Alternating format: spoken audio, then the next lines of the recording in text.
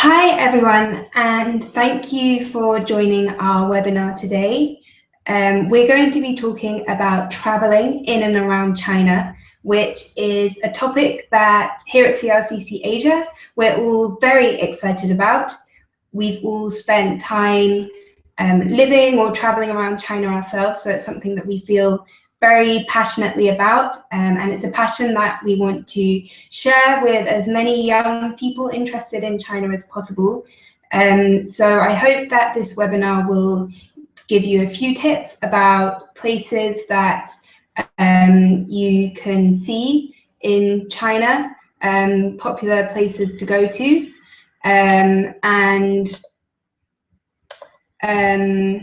give you some tips and hints on how you can travel around China as well. This is our October webinar, so if you're interested in any of our other webinars that we've shown on different internship sectors, for example, we also hold webinars about networking tips for China, reasons why you should undertake an international internship in China. You can find all of these on our YouTube channel. But now for the traveling in and around China webinar. So what are we going to cover today? I'll start with a brief introduction to China as a travel destination. Then I'll talk you through some must-see destinations, starting with our internship locations, but also listing other popular destinations as well. Then I'll give you a few tips about how to get around the country by train and by plane. Then I will tell you about the Dragon Trip and the backpacker tours they organize around China. And to finish, I will tell you about an exciting competition we are currently running, where you could win a return flight to China. So definitely keep your ears open for that, as it's a real once-in-a-lifetime opportunity. So here you can see a map of China. It's a very big country. It has an area of 9.6 square kilometers, and it is divided into 23 provinces, 4 municipalities, 5 autonomous regions such as Xinjiang and Tibet, that you can see on the left of the map here, and 2 special administrative regions, so Hong Kong and Macau, which you can see in the south of China. So this map marks the different provinces, but also notable travel sites, which you can see. So for example, the Jiuzhaigou in Sichuan province, which is an amazing national park, the 3 Gorges, and Zhangjiajie in Hunan, the Guilin, which houses the Li River in Guangxi province, Taishan, a mountain in Shandong Province, and so on. So this is just a map to give you a brief overview of China's layout, and an introduction of some of the places that you can see there. So China is a very vast and diverse country. It encompasses many different types of terrain, from grassland in the north and west, large mountainous regions, a desert, lakes and rivers. It even has a tropical island, Hainan Island, in the south of China. It has 14,500 kilometers of coastline, and 1.4 billion people live in China. So as you can see, it is an extremely vast country, and there's loads to see if you're going traveling around there. So there's no way that you can see it all on one trip. So unless you choose an area to focus on, you will spend a lot of time just getting from A to B. So my first tip really would be choose an area that you want to focus on, choose the main sites that you want to see in your first trip, because you won't be able to see it all. And if you do get a taste for the country and you want to see more, you can always go back and plan a second trip. So just to give you an idea of the scale of the country, the entire of the United Kingdom could fit into Shandong Province, which you can see here. Shandong is on the east coast, near the big cities Beijing and Tianjin. So that gives you an idea of how big China is. I myself have spent time living in Shandong Province and have traveled around there. I've also traveled around the south of China, so to Guangdong, Guangxi, Yunnan provinces, and I spent a lot of time traveling around Sichuan province. And whilst I was living in Tianjin, I visited a lot of cities on the east coast. I visited Beijing, Shanghai, Hangzhou, Nanjing, and I've been to Hong Kong as well. So if you have any questions about any of these destinations specifically, please do feel free to ask me. China is a very diverse region. It's home to 55 ethnic minority groups, and 92% of the population is the Han ethnic minority. So you can see here, the bottom left picture is a picture of one of the ethnic groups that you could see if you traveled to Guangxi province. So that's definitely something to look out for. It has many different types of cuisine, so northern cuisine, eastern style cuisine, Cantonese cuisine, which is what we normally see here in the UK when we have Chinese food, so for example, dim sum and so on, and also Sichuanese cuisine, which is what you can see here, the bowl of spicy tofu. Sichuanese cuisine is typically very, very spicy and very tasty. So China has a very varied climate as well, ranging from a subtropical south, which you can see here. This in the top left-hand corner is a picture of Hainan Island. It has humid summers in the south of China and a typhoon season, but in the north of China, temperatures can drop to well below freezing. And you can see here in the bottom right-hand corner, this is a picture from the annual Harbin Ice Festival in Heilongjiang province, which is also a very popular tourist destination. But make sure you dress appropriately if you choose to visit that one. The official language of China is Mandarin. So this is the language that you would need to get around. But there are many different Chinese languages and dialects spoken throughout the country, including Cantonese, which is widely used in the south, and Hong Kong. So generally people will understand if you can speak Mandarin. But if you're traveling to more rural areas where there's an older population, they might just speak their local dialects, in which case you might not really be able to understand them. But a lot of the younger generation now also speak English, and in big cities, normally you can get around using English just fine. But we'd always recommend that you try and pick up a bit of the language whilst you're there, because it will really endear you to the Chinese people. So the first stops on our quick travel tour of China are our internship locations. So if you are familiar with CRCC Asia, then you might know that we run internships in China's 4 major cities. So that's Beijing, Shanghai, Shenzhen, and Hong Kong.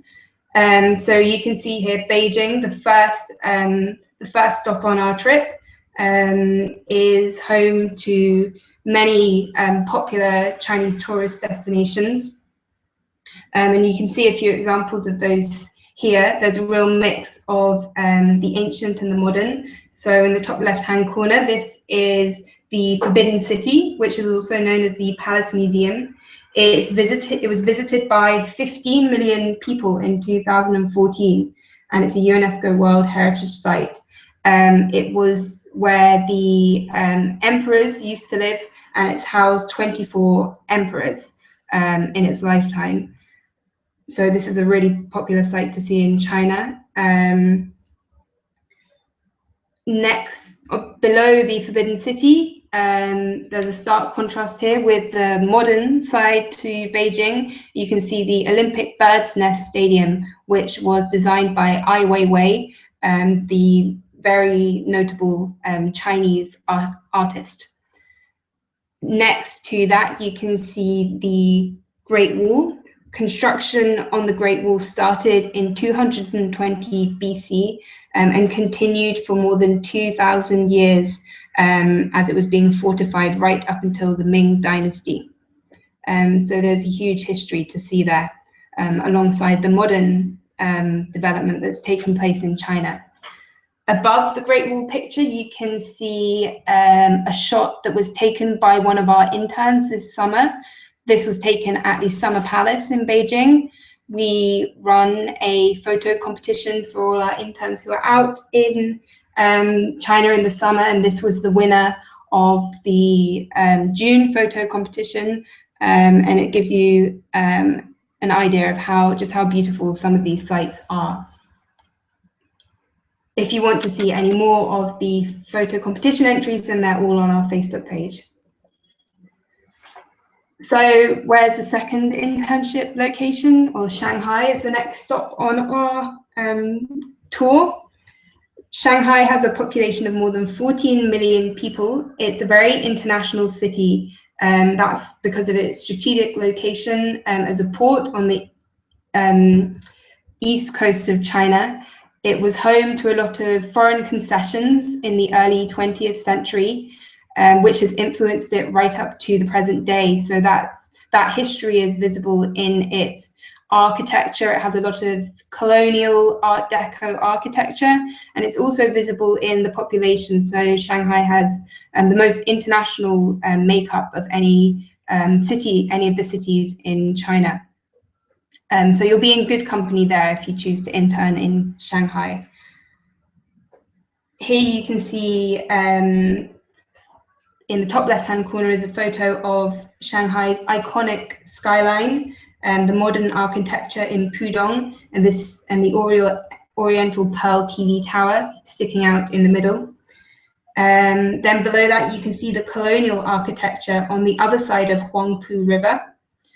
On the top right-hand corner is Nanjing Lu, which is the main commercial street in Shanghai, and below that is the People's Square, which houses the Shanghai Museum, which I highly recommend that you go and see. If you're in Shanghai, gives a fascinating account of Shanghai's urban development. And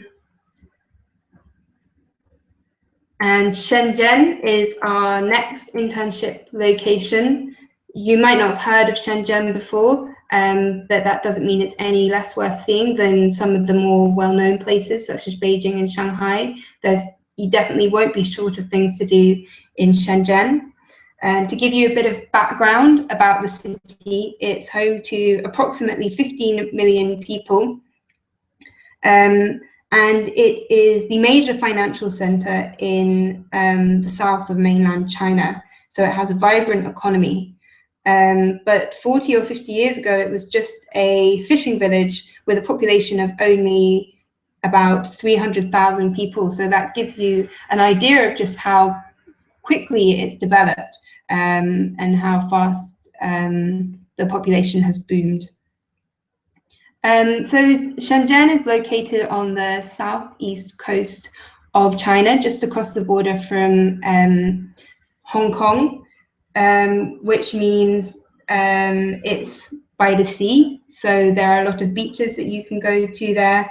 One of the main ones is Xichong Beach. It also has a lot of parks, for example, Lijiu Park, which you see here, and a lot of green spaces, which make it a nice contrast to other Chinese cities and give you a place to relax and just take a break from the fast pace of the city. It also has a notable national park, and it has a lot of theme parks. So one well-known one has replicas of monuments from all around the world, including a 1/3 scale model of the Eiffel Tower. So that's definitely something to go and check out if you're in Shenzhen. Shenzhen is also renowned for its great shopping. A lot of people cross the border just to go shopping in Shenzhen and take advantage of all its discounted products. And Shenzhen Museum is highly recommended as well. On the bottom right-hand corner here, you can see another photo from one of our interns this summer. So Hong Kong is our final internship location. It has a population of about 7 million people. During the Second World War, Hong Kong came under the control of Japan, and afterwards was claimed by the British, and it became a British colony right up until its handover back to mainland China in 1997. So there's a large expat community in Hong Kong, thanks to this varied history. And as I mentioned earlier, the main language in Hong Kong is Cantonese, and traditional characters are used there. So here you can see some of the sites that you should make sure that you don't miss if you're in Hong Kong. So you can see the Hong Kong Island trams, which travel up a very steep hill and are quite a scary ride. You can see the view of the harbour from the peak, Kowloon in the city centre, and the iconic Tiantan Buddha. Like Shenzhen, Hong Kong also has some great beaches and mountains that you can go walking up as well. So here are some other must-see destinations in China. This is just a very, very brief overview because China has far too many excellent destinations to be mentioned here in this webinar, but here are just some of them. So, for example, Guilin is a city where the Li River starts. The Li River scenery is very famous. You probably recognize it. It's used in a lot of water mountain landscape drawings that are common in Chinese art history. And you can go, so you can see here people canoeing down the Li River on the Dragon Trip. You can take a boat ride down the Li River as well. I did that myself and I would highly recommend it. Next to that, you can see the terracotta warriors in Xi'an, which were built to guard China's first emperor, Qin Shi Huangdi. It's a very impressive sight, and you will be overwhelmed by the presence of so many emperors if you go and visit it. So it's highly recommended. Below that, you can see the rice terraces in Guangxi Province, which are just completely stunning and amazing to see up close. And to the left, you can see Leshan, where there is this amazing Buddha who he's the largest Buddha in the world, and really quite astounding. So I definitely recommend that you go and see that for yourself if you can. So now I'm just going to talk you through different ways that you can travel around China and hopefully give you some tips that will be useful for you when you're visiting the country. So this is a picture of a departure board at a Chinese train station. But what does it all mean and how are you going to read it? Well, here we have some tips to help you decipher the departure board. So just going from left to right, I'll take you through what's listed here. So far left is the number of the train, so that's how you can tell which train is your train. Then you have the station that the train is departing from, the train's destination, the time at which the train is departing. On the top, you have the date. Below that, the class, so the class of travel that you want to travel in. And then below that, you can see the number of seats that are remaining. So where you see a number, that means there are that many seats remaining in that class for that train on that particular day. Where you see the character, this character is Wu, it means there are no seats remaining. So you can see a lot of those trains are already fully booked. So when booking, how would you go about booking a train in China? Well, probably if you don't speak Chinese, the easiest thing to do would be to go to an agent and ask them to book it for you. Otherwise, you can go to the train station that you want to travel from, and queue up and ask to buy your tickets. Chinese train stations are often very busy, so be prepared that you might be in for a bit of a wait. Tickets normally go on sale 2 weeks before the date of travel, and if it's a popular train, they'll start queuing up just before the trains go. The tickets go on sale, and sometimes if it's a popular train, it can get sold out right away. And here's some more information about how to travel by train. So here you can see a breakdown of the train codes. So when you take the train, you can see what kind of train it is. So if your train code starts with a G, that stands for Gaotie. That means it's a high-speed train. And then this goes in descending order of the speed of trains. So Gaotie is the fastest, and then the next one is Z, Direct Express, T, Express, K, Fast. It's called fast, it's not really that fast. And then any trains starting with a number are ordinary trains. They're probably very, very slow. So China has the world's longest high-speed rail network with over 16,000 kilometers of rail tracks.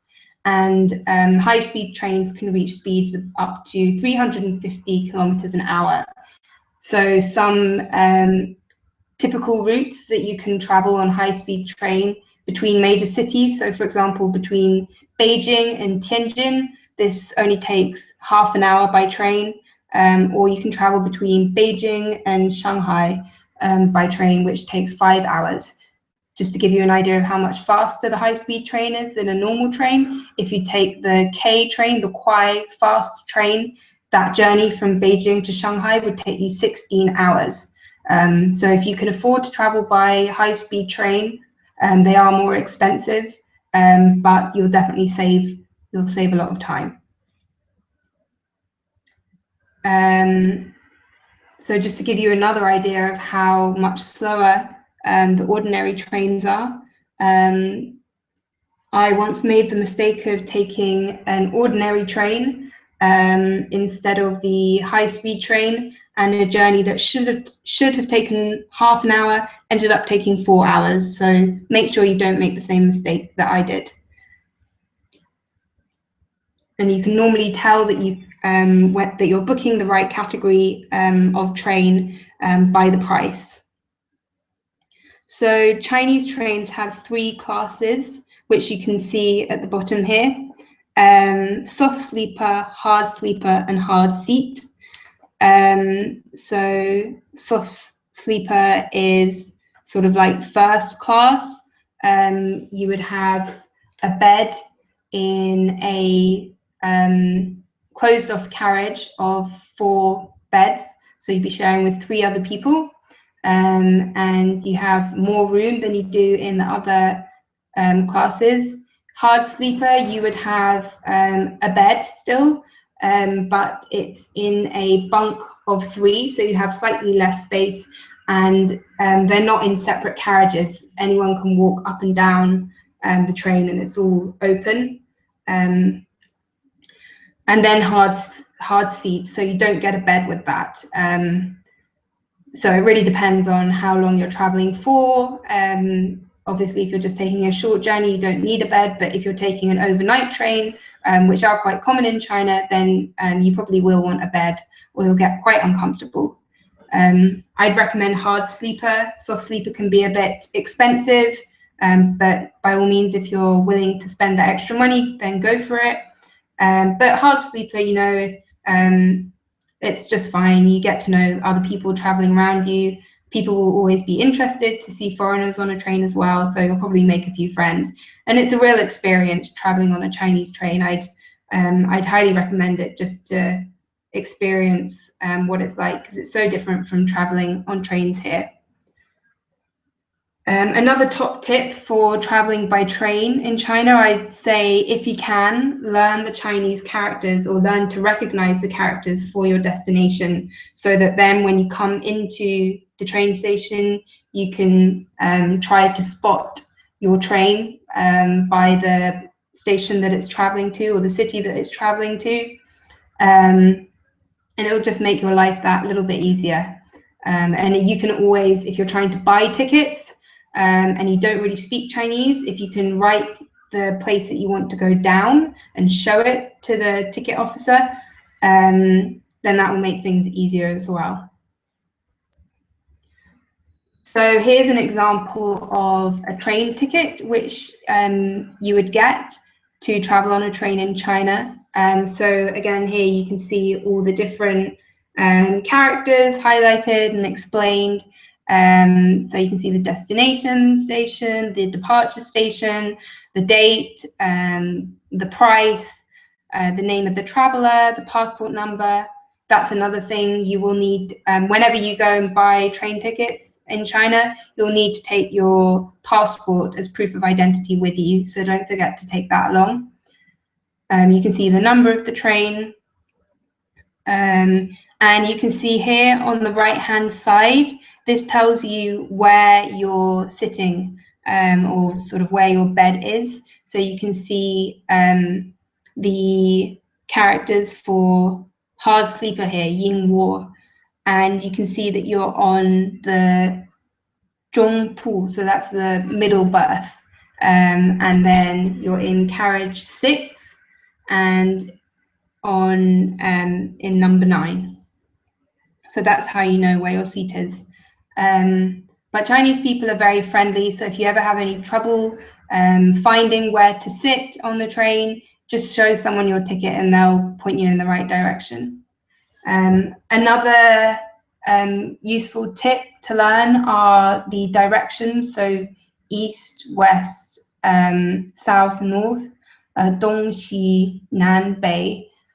Commonly used throughout China. A lot of train stations are preceded by the direction, so it's really useful to know those. A lot of roads as well have east, west, south, or north in them, so they're probably the first words that you should learn in Chinese. Another thing to remember, make sure that you keep a hold of your ticket even after it's been stamped on the train, because it will need to be stamped again after you exit the train, so don't throw it away as soon as you get off the train. So China is served by more than 400 internal airports, with international airports located in major cities. So if you're planning to cover long distances, it's probably much faster to travel by plane. So treating yourself to a plane ticket might be a good idea once in a while if you're traveling to go a long distance. It really depends how far you're going and how much money you have to spend. Plane tickets are more expensive than traveling by train, so that's something to bear in mind as well. To give you an idea of just how much faster it is, for example, taking a train from Beijing to Guangzhou could take you 20 hours, maybe slightly more. If you do that journey by plane, it would take you just 3 hours. So how can you book your plane ticket? Well, again, if you want to make your life easy, you can go to an agent and ask them to book a plane for you. Agents will charge a small fee. Or you can book the plane directly yourself by going to websites such as these. So Qunar and Ctrip are both very popular websites to book trains in China. Another thing that you should be aware of when traveling around China is when the public holidays are. China, as I've said, it's a big country. A lot of people live there. So during public holidays, there are a lot of people moving around, and travel, transport, holiday destinations often come to a standstill. So here are the main public holidays that you should be aware of. Spring Festival, which happens in either January or February. It's the first day of the lunar calendar, so it changes every year in our calendar, and it lasts for about 2 weeks. So the 2-week Spring Festival holiday sees the world's largest annual human migration. So for example, this year, 2015 Spring Festival, the year of the sheep, 2.8 billion trips were made during the festival this year in total. So that's a lot of people traveling. And travel during this period is booked up long in advance. So avoid traveling around China at this time. Then there's Qingming Festival. This is Grave Sweeping Day. It falls in early April, usually either the 4th or 5th of April. This is a long weekend, so if you're working on an internship, you'll probably get a day off work. But it's fine to go traveling during this holiday normally. The tradition is that families will go and visit the graves of their ancestor, and it's often called Grave Sweeping Day. So this is a good opportunity for you to travel. Then in early June, it's the 5th day of the 5th lunar month, is the Dragon Boat Festival. Again, you will get normally a long holiday during this holiday, and its travel will be busier than usual, but not as busy as, for example, Spring Festival. The next large festival is Mid-Autumn Festival. This falls in, normally it's our September, so it's the 15th day of the 8th lunar month. It's just a 1-day holiday again, so you should get a day off work. It's a good opportunity to go traveling. Then the second largest holiday in China after Spring Festival is National Day. This is on October 1st of every year, and most Chinese workers will get a week of holiday. So a lot of migration happens at this time of year, with people taking advantage of the week's holiday, either to go return to their hometowns or to travel and visit, make their own holidays around China. So again, this is an extremely busy period, and it's known as Golden Week in China because there are so many travelers. So again, I would recommend that you avoid traveling in China at this time. Other holidays can fall as and when. So for example, you might have a May Day holiday. This year there was a one-off Victory Day in September to celebrate the 70th anniversary since the end of World War II. So notable events like that, you should check in advance of the dates you're planning to be in China for.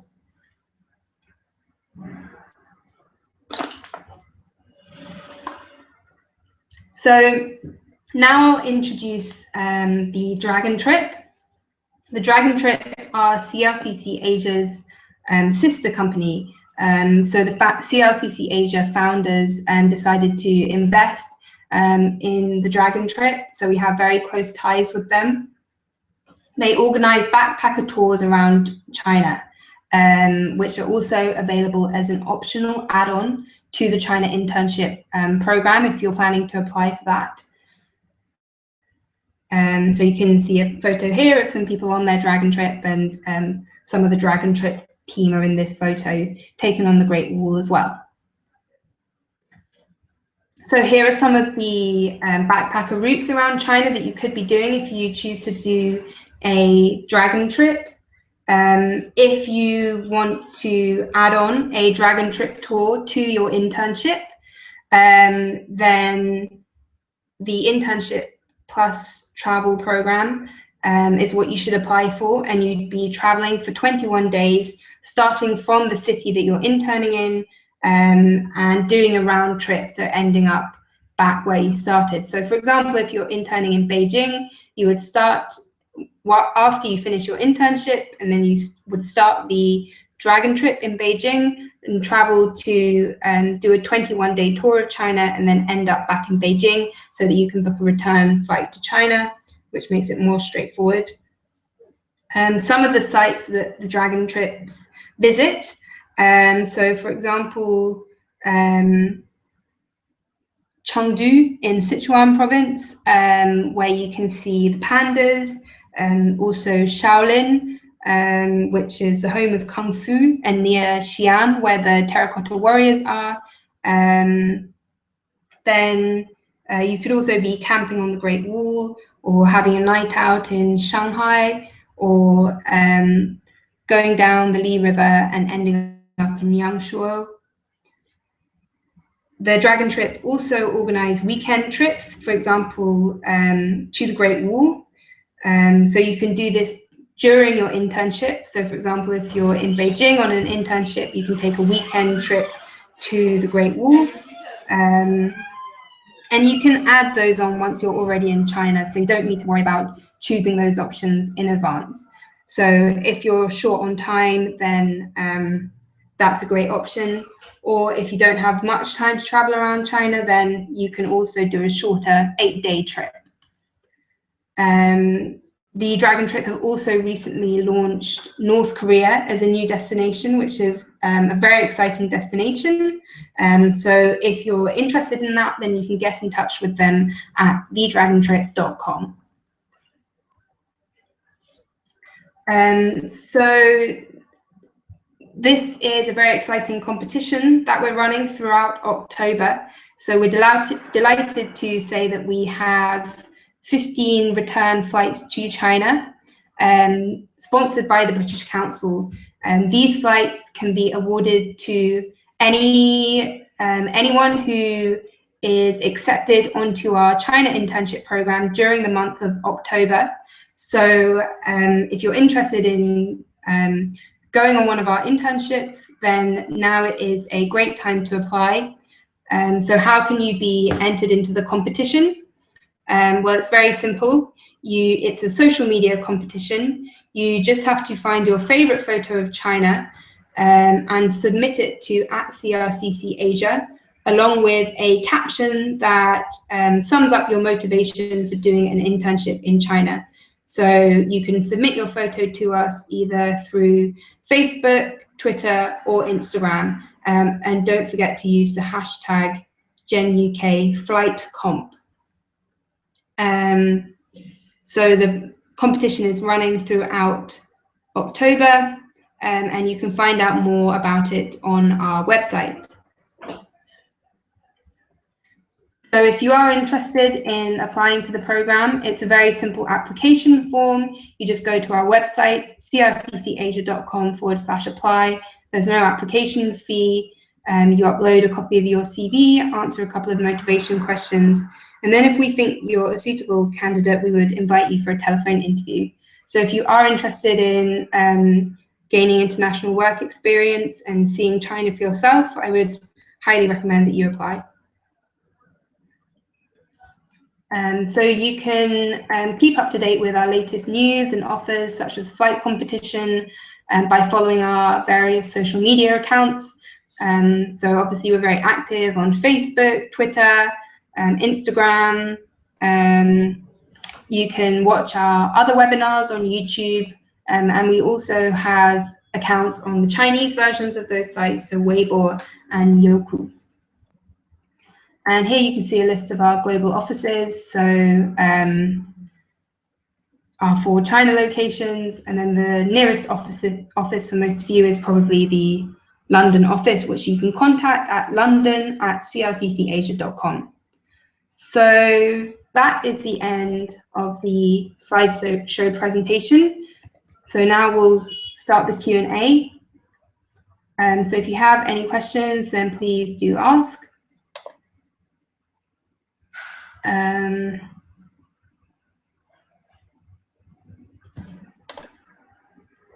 Okay, so thank you very much for tuning into our webinar today. I hope you found it useful, and I hope it will inspire you to travel around China for yourself. If you do have any questions for us at all, then please feel free to contact us at london@crccasia.com. Okay, thanks guys. Bye.